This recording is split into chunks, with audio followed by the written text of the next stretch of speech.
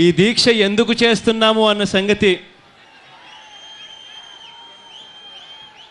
ఇక్కడికి అశేషంగా విచ్చేసిన ఇన్ని వేల మంది మండుటెండను ఖాతరు చేయకుండా ఇక్కడికి వచ్చి సంఘీభావం తెలుపుతూ దీక్షలో పాలుపంచుకున్నది ఎందుకు అన్నది రాష్ట్ర వ్యాప్తంగా అందరికీ కూడా తెలుసు.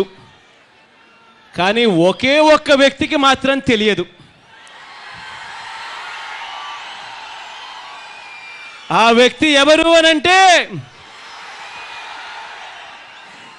చంద్రబాబు నాయుడు గారు అన్న మాట వినిపిస్తుంది. ఇవాళ ఈ రాష్ట్రంలో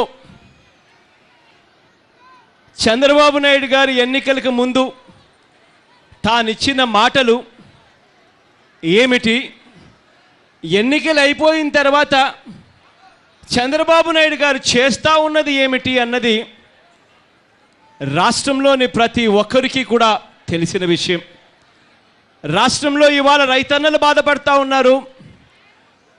రైతన్నలు చంద్రబాబు నాయుడు గారి మాటలు నమ్మి మోసపోయిన పరిస్థితుల్లో రైతన్నలు పడతా ఉన్న అవస్థలు అగసాట్లు ఇన్ని అన్నీ కావు. చివరికి రైతన్నలు ఆత్మహత్యలు చేసుకునే స్థాయి దాకా కూడా ఇవాళ రైతన్నల పరిస్థితి దుస్థితి ఇవాళ దిగజారిపోయింది.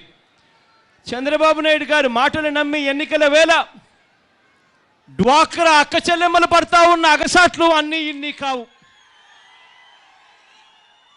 ఆ డ్వాక్రా అక్క చెల్లెమ్మలను పట్టపగలు ఏ కత్తి లేకుండా కూడా వెన్నుపోటు పొడిచిన చరిత్ర ఈ చంద్రబాబు నాయుడు గారిది అవుతుంది. రాష్ట్ర చరిత్రలో అది మిగిలిపోతుంది. ఇదే చంద్రబాబు నాయుడు గారు ఎన్నికలకు ముందు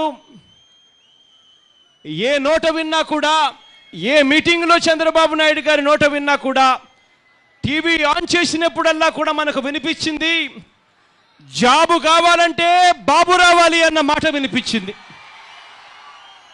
ఇవాళ బాబు వచ్చి 1 సంవత్సరం దాటిపోయింది.